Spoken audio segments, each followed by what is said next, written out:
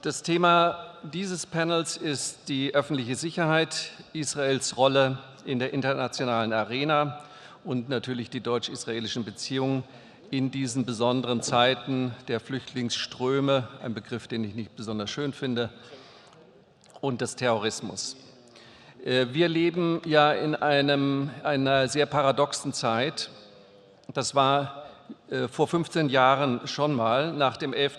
September 2001 waren viele Israelis plötzlich überzeugt, dass Europa jetzt erstmals verstehen würde, was es heißt, dem Terror, dem islamistischen Terror ausgesetzt zu sein. Israel, ein Staat, der von Anfang an diese äußerst schwierige Gratwanderung und bewundernswerte Gratwanderung zwischen Freiheit und Demokratie einerseits und dem entschiedenen Schutz seiner Bevölkerung und Terrorabwehr andererseits bewerkstelligen musste. Israel fühlte sich tatsächlich für einen klitzekleinen Moment nicht mehr ganz so alleine auf der internationalen Bühne. Immer wieder hatten Israelis von der europäischen Naivität im Umgang mit der islamistischen Bedrohung gewarnt. Es war jetzt nach den Anschlägen in Paris und Brüssel so eine Art Déjà-vu. Wieder waren die israelischen Experten für einen kurzen Moment in den Talkshows, allerdings wirklich nur für einen Bruchteil. Aber ebenso schnell wie damals hat sich die politische Empathie wieder verflüchtigt und wir erleben ein verblüffendes Paradoxon. Auf der staatlichen Ebene findet tatsächlich eine intensive Zusammenarbeit statt. Wie intensiv, darüber werden wir heute, hoffe ich jedenfalls, mehr erfahren.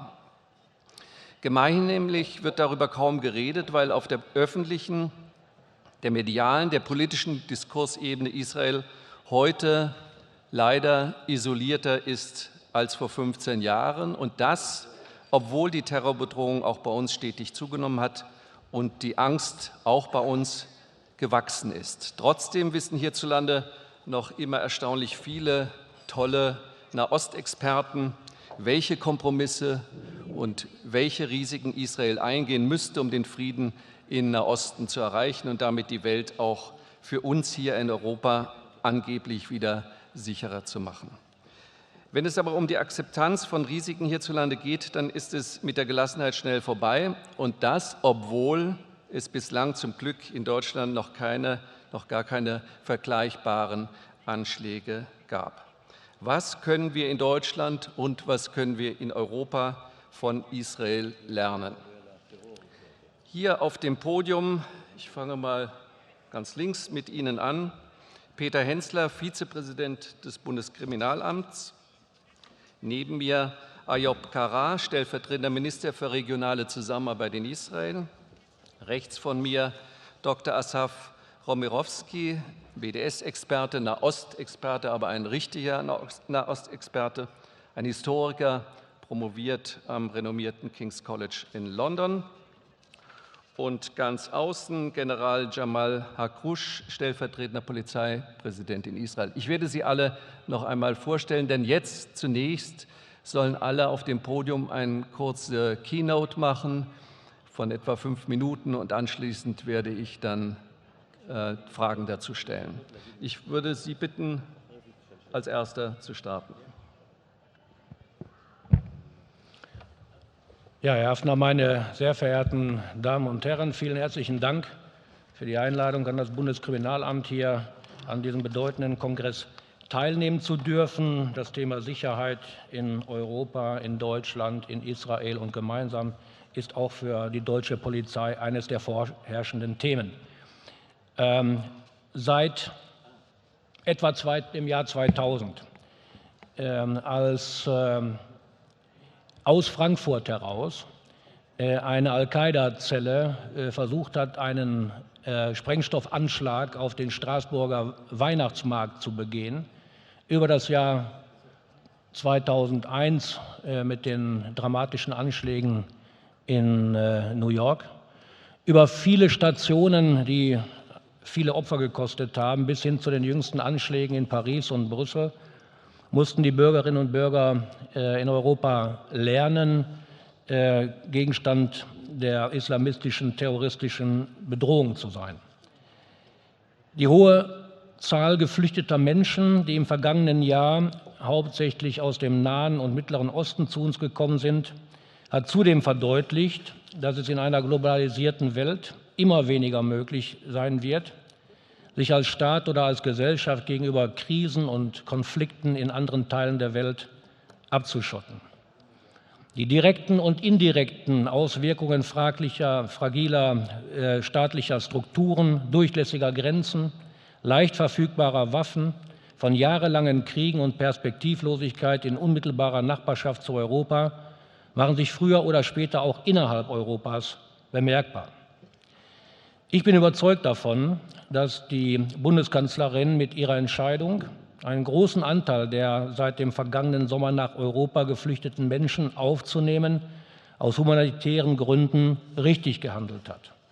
Gleichwohl müssen wir anerkennen, und das tun wir auch sehr offen, dass sich die Aufnahme von mehr als 1 Million Menschen auf die Sicherheitslage in Deutschland und vor allem auf das Sicherheitsempfinden der Bürgerinnen und Bürger ausgewirkt hat. Uns war von Anfang an klar, dass die Möglichkeit besteht, unter Nutzung der Flüchtlingsrouten auch Personen nach Europa einzuschleusen, die hier Anschläge planen und begehen. Die Anschläge in Paris vom vergangenen November, bei denen die beiden Selbstmordattentäter vor dem Stade de France sich in die Luft gesprengt haben, haben gezeigt, dass das möglich war, denn diese beiden Täter sind im Flüchtlingsstrom gekommen. Ein willkommenes Nebenprodukt dieser Vorgehensweise der Terroristen ist es, wenn nicht sogar ihr vordringliches Ziel, das Misstrauen zu sehen, das gegen Flüchtlinge eingenommen wird. Die deutsche Polizei geht allen Hinweisen auf potenzielle Täter, Angehörige von ISIS, von IS nach, dies mit großem Nachdruck. Alle Fälle, die wir bisher untersucht haben, haben sich im Ergebnis entweder als unzutreffend erwiesen, einige wenige Fälle werden weiterhin untersucht. Auch in Bezug auf andere Kriminalitätsphänomene bestand in Teilen der Bevölkerung Sorge, dass die Sicherheitslage durch die Aufnahme hoher Zahlen von Flüchtlingen sich verschärfen würde. Die deutsche Polizei im Zusammenwirken mit dem Bundeskriminalamt, das ist unsere Zuständigkeit und Verantwortung, hat die Kriminalität rund um das Thema Zuwanderung untersucht. Und ich bin natürlich in der Lage, im Panel dazu gleich noch Zahlen zu äußern. Das Fazit vorweg: Der überwiegende Großteil aller Flüchtlinge, insbesondere derjenigen aus Syrien, Irak und Afghanistan, fallen mit Straftaten nicht in Erscheinung. Es gibt bedauerlicherweise Nationalitäten, insbesondere aus Nordafrika, die gemessen an ihrer Zahl hier in Deutschland überproportional mit Straftaten in Erscheinung treten. Und es ist unsere Aufgabe als Sicherheitsbehörden, aber ich denke auch die Leistung, die man von den Bürgerinnen und Bürgern verlangen darf, das eine vom anderen zu unterscheiden. Der große Zustrom von Flüchtlingen hat auch dazu geführt, dass es Straftaten gegen Flüchtlinge gegeben hat, insbesondere gegen Flüchtlingseinrichtungen. Insgesamt hat es in 2015 etwa 1000 Straftaten gegen Flüchtlingsunterkünfte gegeben, davon 94 Brandstiftungen von Gebäuden, die geplant waren als Unterkunft, die im Bau waren oder die schon bewohnt waren. Bemerkenswert, und darauf möchte ich eingehen, ist es, dass 75% der festgestellten Tatverdächtigen im lokalen Bereich gelebt haben und dass diese nicht im Zusammenhang mit politisch motivierter Kriminalität zuvor in Erscheinung getreten sind. Und sogar knapp die Hälfte dieser Personen sind vorher strafrechtlich überhaupt gar nicht in Erscheinung getreten, was zeigt, dass hier Personen möglicherweise angestachelt durch Hasspostings, angestachelt durch eine aggressive Sprache zu ihren Taten hingerissen wurden. Meine sehr verehrten Damen und Herren, das, was wir hier in Europa seit 2000 zu gegenwärtigen haben, dem ist Israel seit Jahrzehnten ausgesetzt. Und wie schon vom Vorredner angesprochen, kommt der internationalen Zusammenarbeit zur Abwehr von Terrorismus, zur Erkennung von Terrorismus erfolgskritische Bedeutung zu. Die deutsche Polizei und das Bundeskriminalamt speziell stehen in einer engen Zusammenarbeit mit der israelischen Polizei. Es finden Treffen auf Führungsebene statt, themenbezogene Veranstaltungen. Wir unterrichten uns gegenseitig in kriminaltechnischen Angelegenheiten und auch die Spezialeinheiten der Polizei, etwa die GSG 9 in Deutschland, Jamal in Israel, arbeiten eng zusammen. Mein Dank gilt den Veranstaltern für diese Einladung und ich freue mich auf die Diskussion.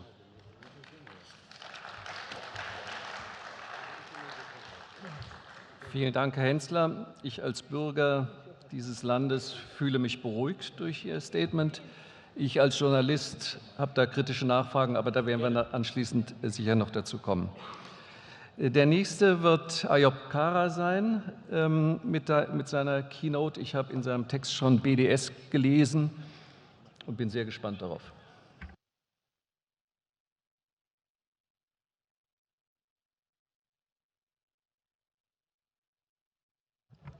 Okay. First of all, ladies and gentlemen, I want to thank all the people that invite me to be part in the German Israeli Congress here in Frankfurt. And I want to say a few words about what's going on in the extremism around us.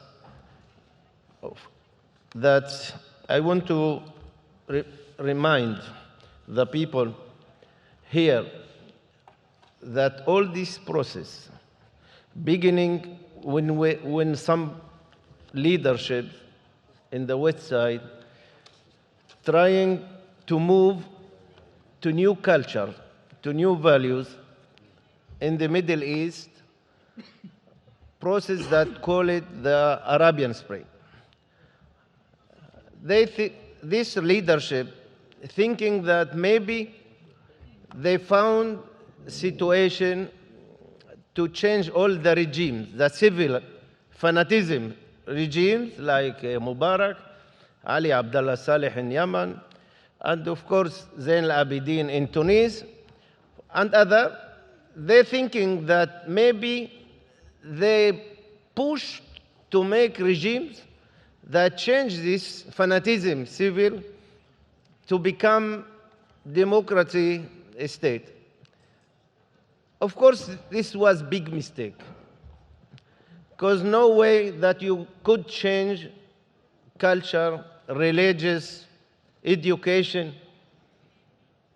And of course, we lose as a West Side in this process.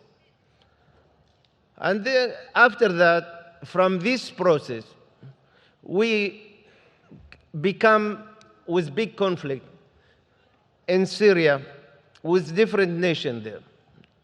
No one cares what's going on. If they stop the violence from the beginning, we didn't find no ISIS, no extremism. We don't find anything what we see every day in our border in Europe with the immigration. I think the process in Syria, the violence there, make two parts that against the West Side. One enemy is ISIS, of course, and the other side, Iran as the address of all what's happening in Syria.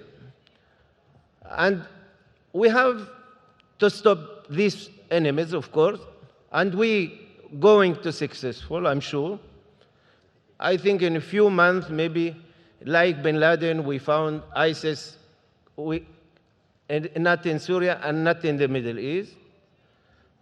And the other, that's the big problem, is Iran, that Europe with their naive thinking that the economic process with them give benefit for the companies and others, but for the far away, of course, Iran have especially a ideology to become the dominant state, the dominant empire in the Middle East.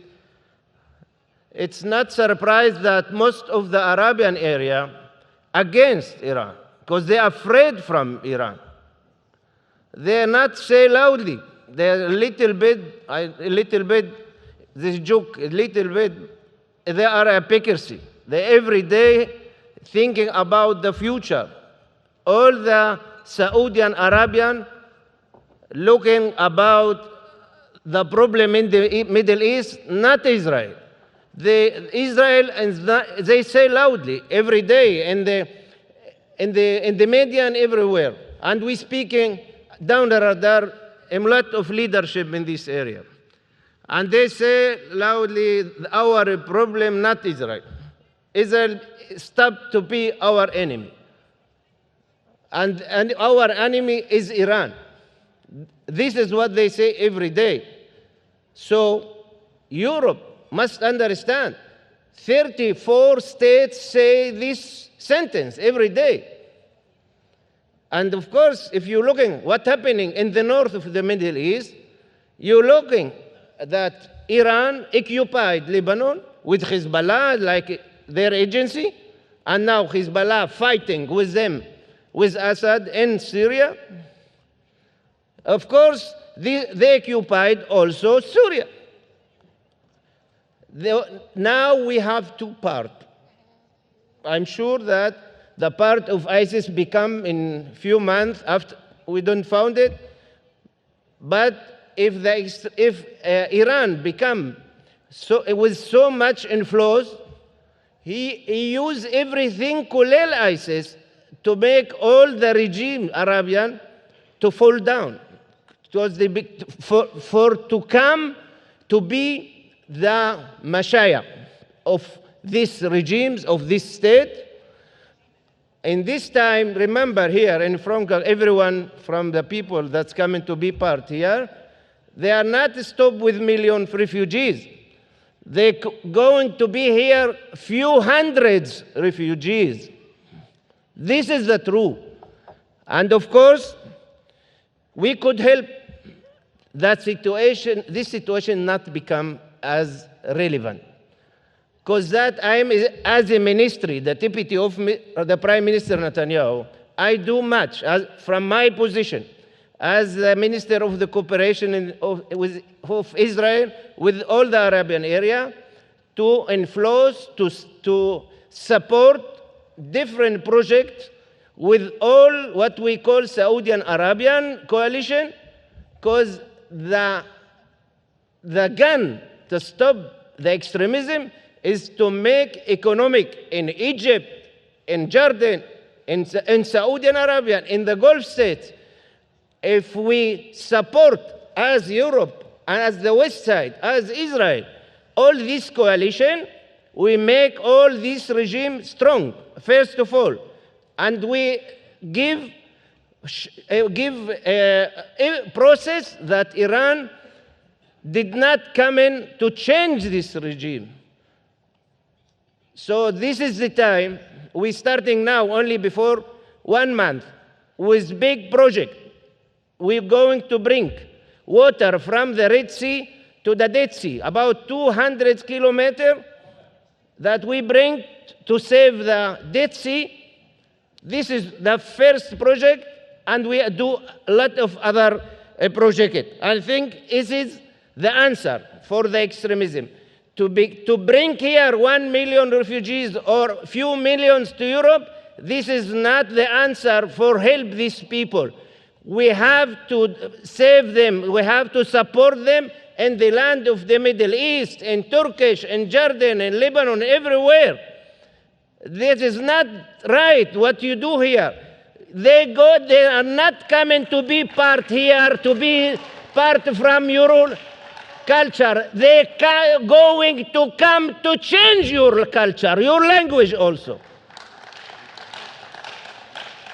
So to stop that, please understand, maybe you enjoy now the agreement with Iran, but in the future, this is going to be a big war between Iran and Europe and all the Middle East. Thank you very much.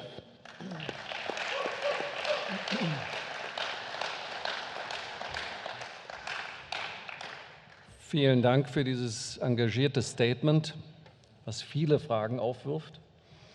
Einerseits beruhigend, dass Sie der Meinung sind, ISIS hat sich in ein paar Monaten erledigt. Da ist, glaube ich, ein bisschen Skepsis noch. Sie beschreiben die Naivität Deutschlands im Deal mit dem Iran. Wir werden da nachher darauf zurückkommen. Das gibt viele interessante Ansätze zur Diskussion, wenn wir die Zeit dazu haben. Jetzt würde ich gerne Asaf Romirowsky bitten, sein Statement abzugeben, vielleicht auch unter Bezug auf seinen Vorredner, wenn das geht. Well, thank you very much. Thank you. Good morning, good afternoon, thank you. It's a pleasure to be here. I'd like to thank all the organizers for affording me the opportunity, and of course my fellow panelists for participating on the panel. Just to clarify one point in the intro, I'm trained at King's College in London, but I am the Executive Director of Scholars for Peace in the Middle East. My remarks this morning is to focus on the larger, kind of the global Western scene of what we're facing regarding the question of refugees and terrorism. I don't have any real differences with what my co-panelists have said up until now, but just to clarify a few things that I think we should be doing much better regarding these issues. If you go back historically speaking, just looking at, for example, the American foreign policy outlook on refugees in the 50s and 60s, it fell under a definition of what was considered to be repatriation, resettlement, and reintegration when it comes to refugees at large. That is not indeed what is happening currently when you're looking at the environment today at large as far as Western society when it's treating refugees coming out of the Middle East. The moderator said early on that we are indeed in a post-9/11 era. I think that's very critical to understand the mentality that has shifted regarding what the belief was regarding 9/11. More and more you see an ongoing debate, specifically in Western circles, but also in the State Department and in America at large, regarding the question of not looking to deal with the question of Islamism for what it is and what it represents. There's been a kind of attempt to water down the impact of Islamist impact, in an attempt to try to challenge the fact that these are not real threats, or as far as minimizing the threats at large, something I think we need to be considering at large in the general discourse. Of late, just even if you look back, for example, at the unfortunate example of what happened in Orlando, you've seen this discourse regarding the difference between, for example, the statements that came out of the White House versus the statements that came out of the candidates defining Islamism as a real threat and what it represents to Western society at large. Now, if you take that understanding and you put that within the context of what is currently coming into Europe, obviously, of course, we're facing a great deal of challenges with the ideology and the information that is being brought to the forefront as a result of the refugee narrative. There is no doubt, and something that needs to be considered here in Europe and is happening in some circles, specifically here in Germany, I think in a very positive way, regarding NGOs who are funneling money regarding Islamist terrorist activity, regarding refugees, specifically areas regarding the delegitimization as far as the BDS campaign, where you're seeing a lot of mosques mosques and NGOs who are funneling money and are using the refugees as populations to raise awareness and to raise so-called positive education as well as monies for these matters. They are tapping into what I would consider to be a pre-existing condition as far as their view of the Middle East. And those things need to be cracked down and looked at in a very serious way. The other thing I think that is something that is critical to this understanding at large also has to do with the great deal of profiling. I think that there is a great deal of debate regarding how we profile. Is profile a positive or a negative? I think it is a necessity and is a critical element that we need to use in our toolbox, and we're looking at where individuals are coming from, what they're bringing, the kind of ties that they have. Much of this information is critical. Going back to what the events that happened in Brussels, there was a great deal of debate, as well as in what happened in Paris, about shared Israeli intelligence, that Israel did indeed give intelligence to the EU, but then that intelligence was kind of minimized. Obviously, the events, had that intelligence been taken much more seriously, I think we could have used it and capitalized that information in a better way. Those are critical elements. What was mentioned before, which regarding the exchange of delegations as far as security forces, intelligence forces, training as far as security, border patrol, these are all critical elements if we're looking to crack down on the environment at large. The other element, of course, I think that this, is much more of a critical factor regarding Europe at large, and where Europe wants to go these days regarding its policy as far as Western policy when you're taking in all these refugees. You're seeing case studies, for example, in London and other places where you have hijacking of the narrative, attempts to take over civil society by Islamist law, Sharia law. Those kind of movements are a very slippery slope when it comes to cracking down at the same time while inserting religious freedoms and religious authority. I think that there has to be also some clear lines about what is acceptable, what's not acceptable. You've already seen incidents where demands for Sharia law versus common law and versus civil law has taken precedence. Those are critical issues that need to be looked at. And to my mind, civil law, if Europe wants to remain where it's at, needs to become first and foremost before dealing with any kind of acceptance. But the Islamist threat is very real.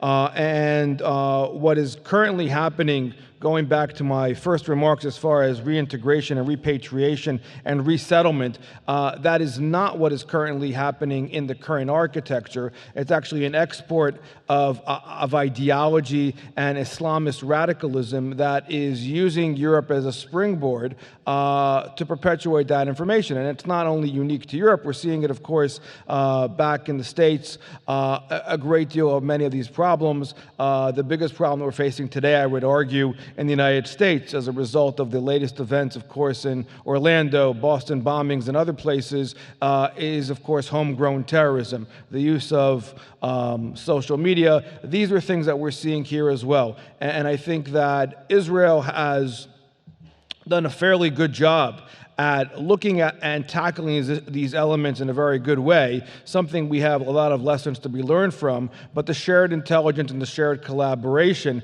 in order to maintain these lines is critical going forward. And that, I think, is something that needs to happen in a much more serious and a much more concerted effort to ensure that Europe, America, and the West at large, and of course Israel, remains on top of these matters in order to make sure the fact that the Islamist threat is decreased. Thank you very much.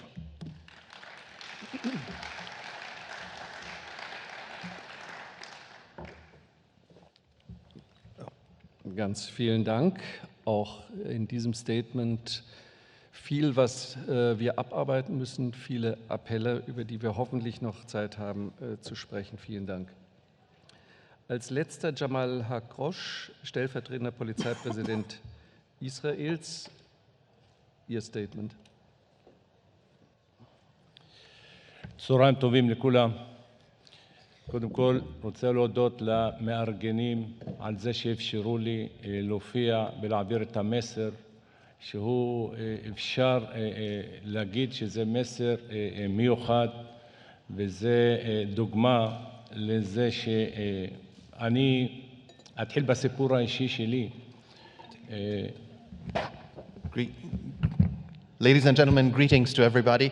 I would like to thank the organizers for making it possible for me to convey the special message that I carry from Israel. And I would like to start by sharing my personal story.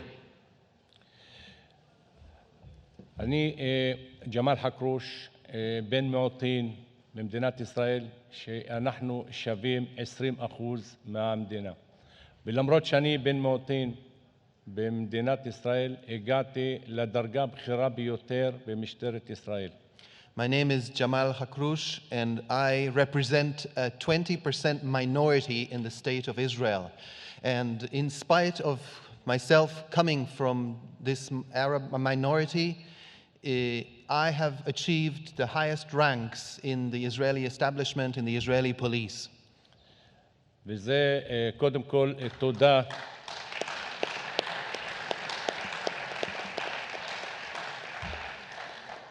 מפה אני רוצה להעביר תודה לאחראים במדינה ולדמוקרטיה החזקה בישראל, שאין הבדל בין אדם לאדם, ולא משנה מה מוצאו, אלא לפי יכולתו, לפי איך שהוא מתקדם, יכול להגיע לדרגה הבכירה ביותר, וזו הוכחה על כך.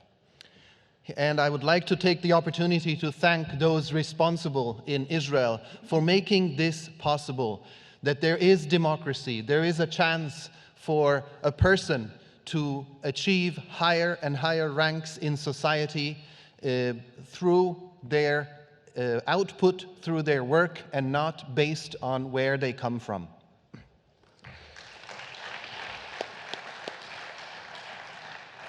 אנחנו במשטרת ישראל הגענו למסקנה שהמיעוטים במדינה יש צורך לתת להם שירותי משטרה כמו שאר האוכלוסייה.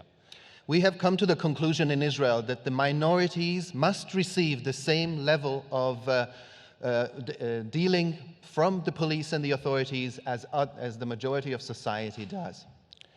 לא ייתכן שהמיעוט במדינת ישראל שהוא שווה 20%, אבל הנתח שלו בפשיעה מעל 50%. יש עבירות אפילו קרוב ל-60%. It cannot be that a minority that represents 20% of the population is treated at 50% less, or even areas where there are 60% less acknowledgement. המסקנה שלנו שצריך לתת יותר שירותי משטרה. בנינו תוכנית בגוף שנקרא מנהלת, שהיא תשפר את השירותי משטרה. בראש המנהלת אנוכי עומד בראשה, והתוכנית שלנו להקים יחידות משטרה בלב המגזר הערבי, בתוך הכפרים, בתוך היישובים הערביים, תחנות משטרה, ובפן השני לשלב שוטרים בני מיעוטים במשטרת ישראל, שאותם שוטרים ייתנו את השירותי משטרה לאותה אוכלוסייה ערבית במדינה. And in order to achieve this, we have established a special department of which I am the head, where this minority is recognized and the same level of services are provided by the police to the minority. And there are two things which we emphasized. One is to establish centers in the very centers of population and down to the villages where police stations are established. And the second thing is to give an opportunity for enlisted police from the minority to be able to serve their own people directly. אין ספק שהמסקנה שלנו ששילוב שוטרים ערבים במשטרת ישראל יכול לשנות את הכיוון, יכול לתת להם הרגשת שייכות, שהמשטרה היא שלהם ולא נגדם. המשטרה מיועדת לתת להם את השירות ולא לתת להם את הדברים ההפך מהשירות. זה משטרת ישראל, זה המסר שאנחנו מעבירים לאוכלוסייה, ואנחנו בתחילת הדרך. אנחנו מתחילים להרגיש את השינוי, זה השינוי וזה המסר שרוצה להעביר לשאר המדינות, לתת למיעוטים הרגשה של שייכות, שזה שלהם ולא נגדם, וזו תחילת הדרך שלנו. And by doing this, we have achieved, and this is still a process that is taking momentum, the fact that the members of the minority feel that the police belongs to them as well, as they see their own members rise in the ranks of the authority. And they feel that they receive service from the police and not something else. And this is a process which has an influence not only in Israel, but it can be a good example to other countries. לכן המסר העיקרי שלי ושל משטרת ישראל, שייכות היא תמנע אלימות, שייכות תמנע עוינות. אנחנו רוצים לתת למיעוט הרגשה שהם כן שייכים, הם חלק בלתי נפרד מאותה מדינה, שיתנו את החובות ויקבלו את הזכויות. And our message is that, and the conclusions that we have taken from the program, is that a sense of belonging will prevent violence. And this is something which increases safety in our societies and a much more open future for the next generation.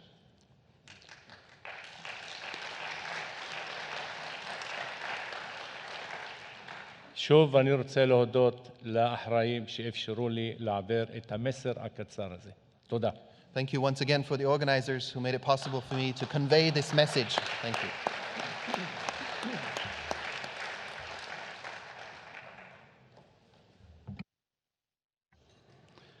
Ganz vielen Dank an Sie. Wenn ich jetzt demnächst auf Podien gefragt werde, wie es mit der Apartheid in Israel aussieht und mit dem Rassismus in Israel, erlaube ich mir, Sie als Beispiel zu zeigen, wie die Realität in Israel auch sein kann.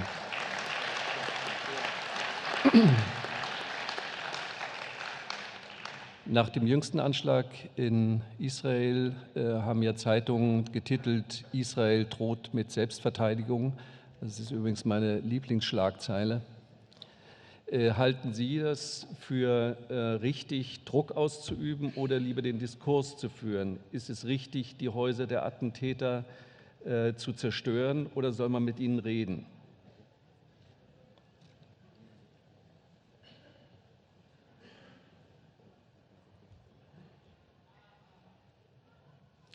זה ברור שאנחנו עדיין בתחילת הדרך. תחילת הדרך ואנחנו יודעים שהולכים לדרך קשה. הולכים לשנות את תפיסת עולם, הולכים לשנות תרבות אפילו, לשנות תרבות, תפיסת עולם. זו אוכלוסייה שהרגישה שהיא מקופחת לאורך שנים. וזה לא ביום אחד אנחנו נבוא ונהפוך את הקערה על פיה ונוכיח שאתם חלק בלתי נפרד מאותה אוכלוסייה. This is a long process, and we are at the beginning of this process, and we understand that this is a very difficult path to take because one must change the mentality, the way of thinking. It is an issue of culture, and the program is achieving results because the young people who are enlisted, they feel that they are part of a nation, which gives them respect, and in this way they can also give respect to the rest of society.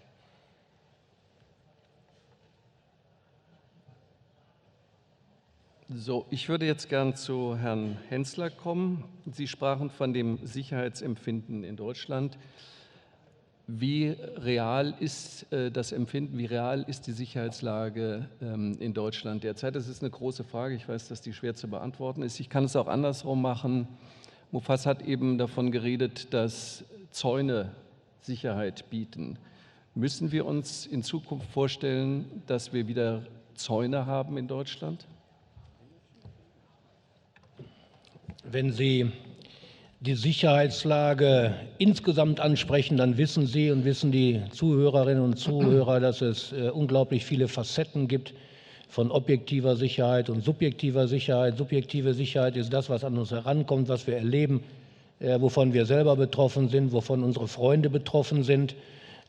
Und das ist in Deutschland derzeit schlicht und einfach der Wohnungseinbruchsdiebstahl. von dem viele hunderttausend Leute betroffen sind. Mit ihren Verwandten geht die Zahl wahrscheinlich in die Millionen jetzt der Betroffenen. Terroristische Anschläge, die terroristische Gefahr kommt an uns ran, vermittelt durch die Medien. Aber sie kommt dann auch hautnah an uns heran. Also es war spürbar, dass die Anschläge in Paris, Stichwort Bataclan, im Januar 2015 und dann am 13. November, 13. November war Bataclan, im Januar, das war der Anschlag auf Charlie Hebdo und den jüdischen Supermarkt und die Anschläge in Brüssel rund um die Uhr frei Haus geliefert werden, und das verändert das Verhalten. Das verändert auch das subjektive Sicherheitsgefühl. Man fragt sich natürlich, wie ist das in Deutschland? Und ich darf darauf hinweisen, dass wir seit 2000 in Deutschland 11 gescheiterte oder vereitelte Anschläge, Anschlagsversuche gehabt haben, die zu Dutzenden von Toten hätten führen können. Ich darf daran erinnern, an die traurige Zahl, dass 12 Deutsche in Istanbul ums Leben gekommen sind durch einen Attentäter. Und so ist es, dass das schon eine Rolle spielt. Die Warnungen, die ergehen, Absage von einem Fußball-Länderspiel in Hannover, Absagen von Volksfesten im Karneval bringt, denke ich, auch uns allen auf der Straße nahe, dass wir im Spektrum von Gewalttätern stehen können. Das ist auch so. Das darf man überhaupt gar nicht beiseite wischen, und das wird auch kein Sicherheitsverantwortlicher tun. Entscheidend ist, dass man sich davon nicht lähmen lässt, aber dass man tatsächlich, der Minister hat es letztens gesagt, aufmerksam ist, wachsam ist, und wir werden sicherlich noch dazu kommen. Ich kann Ihnen sagen, dass die deutschen Sicherheitsbehörden die Verantwortung haben für die Abwehr von Terrorgefahren, so wie es in Israel auch der Fall ist, in Berlin, in einem gemeinsamen Terrorismusabwehrzentrum Tag für Tag zusammenarbeiten, operativ zusammenarbeiten, Früherkennung betreiben, Informationen austauschen, wir international vernetzt sind, und ich denke, das, was man State of the Art nennt, realisiert haben hier in Deutschland. Aber natürlich, jeder Tag beginnt aufs Neue und muss hart gearbeitet werden. Nach dem Anschlag in Brüssel gab es ja bei uns große Diskussionen, wir müssen unsere Flughäfen sichern. Wenn ich vor ein paar Tagen zum Flughafen rausgefahren bin, da war ja nichts, man kommt da hin, stellt sein Auto irgendwie ab. Wenn ich das in Tel Aviv mache, durchgehe ich mehrere Sperren, nicht sehr strenge, aber man weiß nie, wie streng sie wirklich sind. Kommt es bei uns auch? Also als Vizepräsident des BKA bin ich viel in der Welt unterwegs unter anderem, und ich sehe, dass in anderen Staaten die Sicherheitsvorkehrungen stärker sind an den Flughäfen, dass sie anders sind. Israel hat ja da auch spezielle, interessante Verfahren, Methoden, Techniken, und dass das bei uns an den Flughäfen derzeit nicht der Fall ist. Ich will jetzt nicht zu sehr ins rein Technische gehen. Das Problem ist die Menschenansammlung. Wenn ich die Sicherheitskontrolle, wenn ich mal den Frankfurter Flughafen nehme, nach draußen verlagere, wird es sich dort stauen, werden Menschenansammlungen sein, und ein Attentäter hätte die Möglichkeit, da reinzufahren. Fahrzeugkontrollen außerhalb des Flughafens würde diesen riesen Flughafen zum Erliegen bringen. Es geht um die richtige Dosis, es geht darum, Früherkennung zu betreiben, Informationsaustausch zu betreiben, im Übrigen auch verdeckte Aufklärung zu betreiben. Sicherlich werden und sollen Ihnen die Personen nicht auffallen, die da auch verdeckt im Einsatz sind, um potenzielle Attentäter erkennen zu können. Aber es ist ein Bündel von Sicherheitsmaßnahmen, die die Sicherheit gewährleisten. Teilen Sie die Auffassung von Mofaz, dass 1.000 bis 10.000 potenzielle Täter nach Deutschland einreisen? Also wir bekommen durch den internationalen Intelligence-Verbund, wir sagen Geheimdienstverbund, innerhalb kürzester Zeit Warnhinweise, wenn die irgendwo auf dieser Welt entstehen. Das ist wirklich gewährleistet, dass es bei allen Aspekten, wo man die Zusammenarbeit verbessern kann, dass gewährleistet ist, dass aus dem hintersten Winkel dieser Welt ein Hinweis im gemeinsamen Terrorismusabwehrzentrum, dem GTAZ in Berlin, ankommt, wenn er von irgendeinem Dienst dieser Welt aufgenommen wurde, und dann wird er weiter transportiert. Tausende oder Zehntausende, Zehntausende eher nicht. Wir haben etwa 5.000 bis 6.000 geschätzt, Personen, die aus Europa heraus, als Foreign Fighters, wie sie ja bezeichnet werden, nach Syrien, Irak gegangen sind und die potenziell zurückkommen können. Auch die Brüssel-Attentäter hatten alle eine Historie, wo sie als Foreign Fighters in Syrien waren.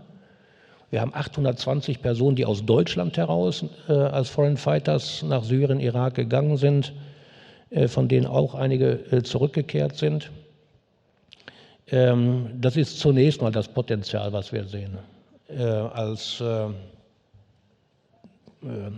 terroristische Täter. Es sind einzelne Personen nach einem Muster wie dem der beiden Suizidattentäter im Stade de France nach Europa gekommen. 2 weitere konnten identifiziert werden und später dann in Salzburg lokalisiert und festgenommen werden. Die waren definitiv nach dem gleichen Muster unterwegs, angeleitet, instruiert aus Raqqa, auf den Weg gebracht. Und das sind so für mich die Zahlen, die greifbar sind, die man nachweisen kann. Die Personen aus Deutschland, die zurückkommen aus Syrien, wo wir oft nicht wissen, was sie da getan haben, weil allgemeine Staatenlosigkeit herrscht, werden alle, betone alle, in einem Assessment, in einem Falluntersuchung betrachtet, welche Gefährlichkeit sie aufweisen. Und es gibt, wie man sich auch hier vorstellen kann, Programme unserer Geheimdienste und der Polizei, mit denen diese Personen überwacht werden. Vielen Dank, viel Beruhigendes. Aber das tut in diesen Tagen ja auch gut. Herr Kara, Ihr Statement hat mich wirklich durcheinander gebracht. ISIS ist nicht ganz so harmlos, ist viel harmloser, als wir denken und ist schneller erledigt, als wir denken. So fasse ich das mal zusammen. Viel schlimmer ist der Iran mit seiner langfristigen politischen Strategie.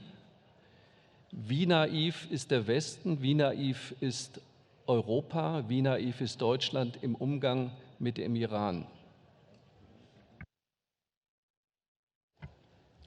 I'm thinking all the people that in this conference remember the organization of bin Laden.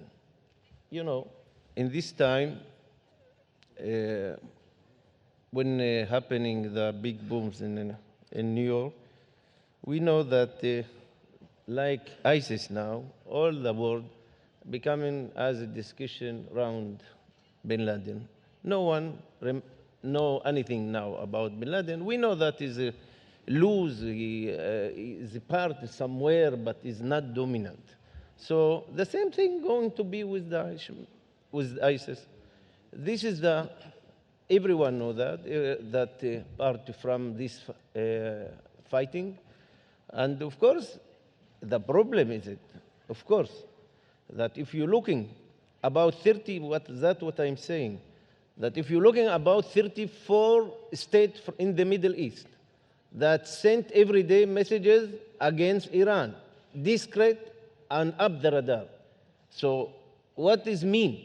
That you go in right process as a Germany or a Europe or West side? Of course, they're looking about Iran as the enemy. They know the mentality. I am also non-Jew.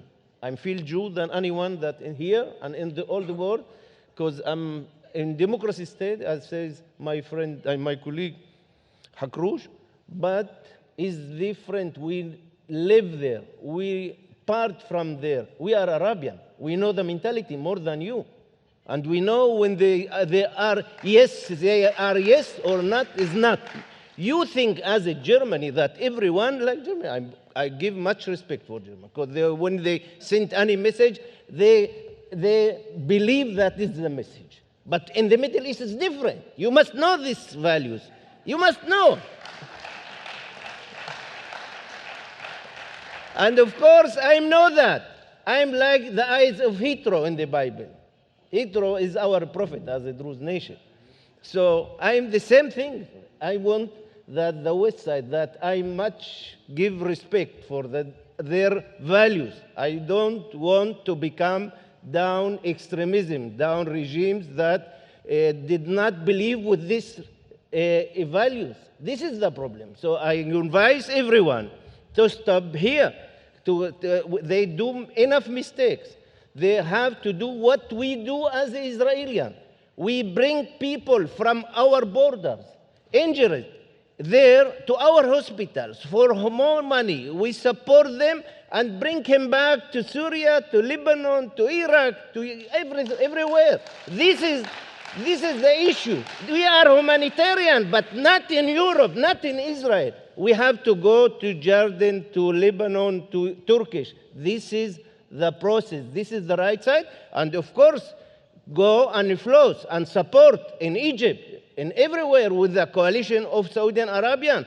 If they fall down, change them, fanaticism, religious regimes, they're going to be. So it's like Iran. That means we have to stop that not happening, this situation.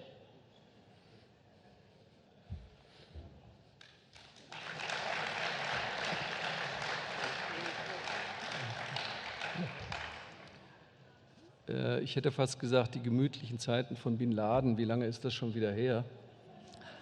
Ihnen muss es ja dann irgendwie speiübel werden, wenn westliche Wirtschaftsminister in Teheran vorstellig werden.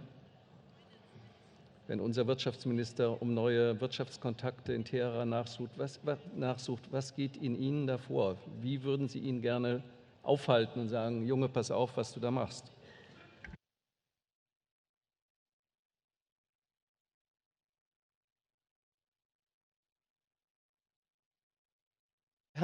We have to do two processes together.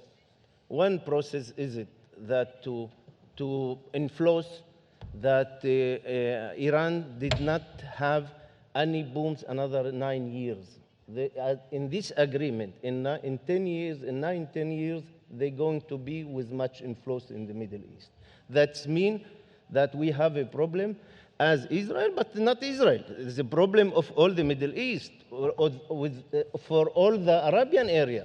So we have to find how we do section that they are not use the agreement to become more influence. The other thing, we have to support him and to be close to this area as the Saudi Arabian, to give him all the supporting from Europe, in Jordanian, in Lebanon, to find solution to support economic project, different economic project that what we do last year. This is the issue that make power for who looking about Iran as an enemy to become in control, that nothing happened to him after they become so strong and influenced. And the other thing, we have to do something that Iran stop to be more with influence with all the area. This is the two process that must be supporting Arabian area, not here in the Middle East. The other thing is to looking about section that if Iran did not go with the agreement as what the West side mean, not what they mean. You understand? They're different. You must understand this mentality. The agreement about everything that you want. But what they do at the future, this is different. This is the culture that I'm talking about.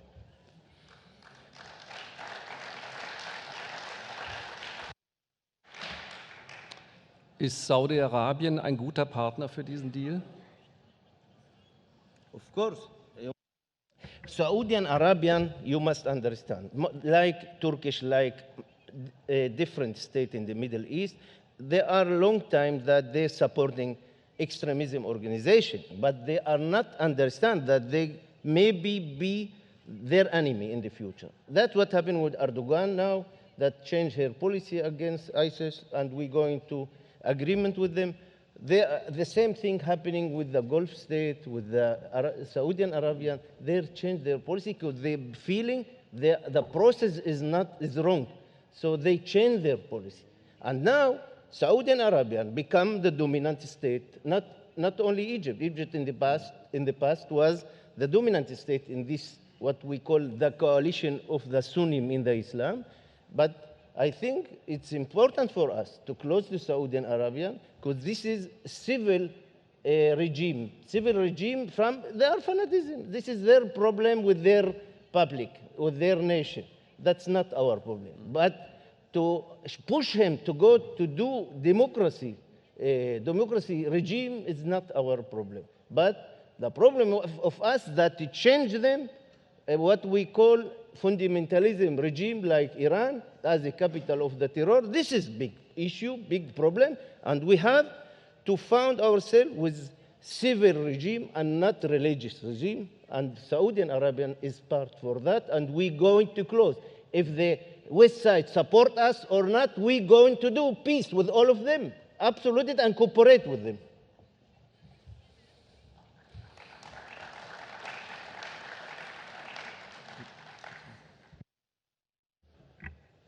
So, was halten Sie davon? Sie sind Nahostexperte, Sie kennen die Geschichte gut.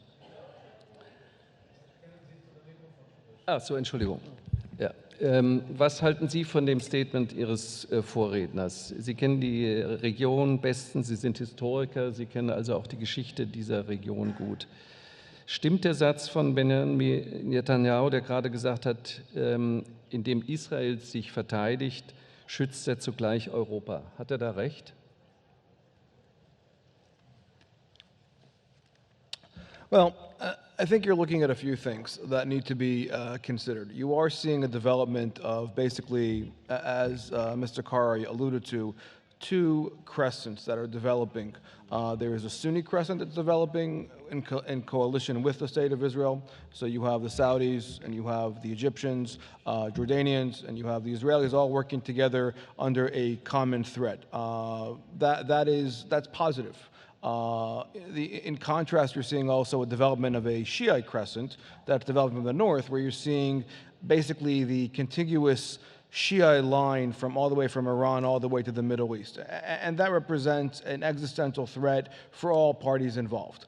I think that is indeed, if you're going to Netanyahu's comments about the fact that we are looking to create regional stability, from that perspective, that is critical.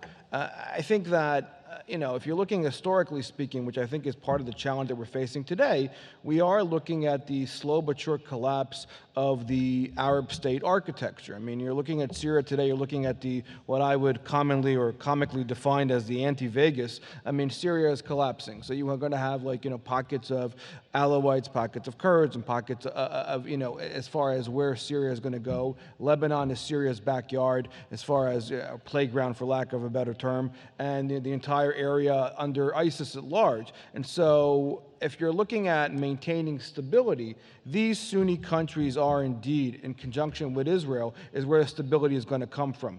The level of collaboration, which is indeed one of the more positive outcomes of what you're seeing in the region today, is that, for example, on the Egyptian-Israeli ties, Egyptian-Israeli ties have not been better than they've been these days. I mean, you have collaboration, shared common values, even the level of condemnation, going back to Gaza and Operation Protective Edge, you saw little to no condemnation coming out of the Saudis or the Egyptians when it comes to Israel's actions in Gaza, because they understood clearly that was actions of the Muslim Brotherhood, the Ikhwan, and exactly the fact that they're fighting a common enemy. So that collaboration is very positive. I think that the model that Israel has created in that regard is quite telling. Taking it back to Washington and the connection between, or the disconnect these days between Washington and the Middle East at large is, of course, there's something to be said about the fact when the Arab Sunni world and Israel are agreeing, and Washington is going on in a different track regarding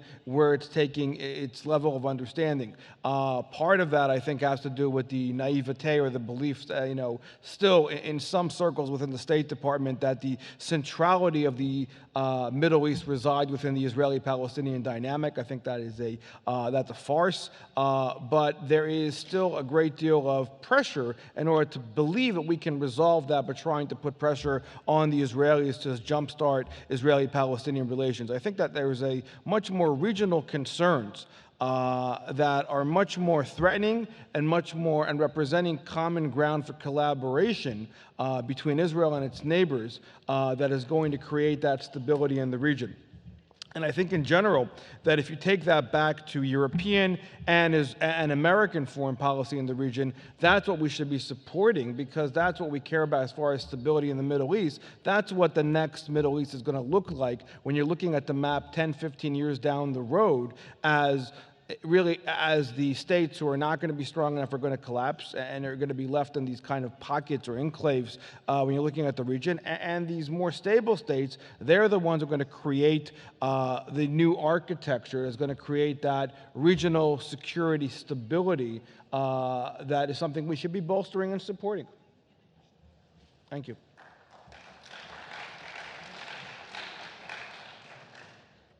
Vielen Dank.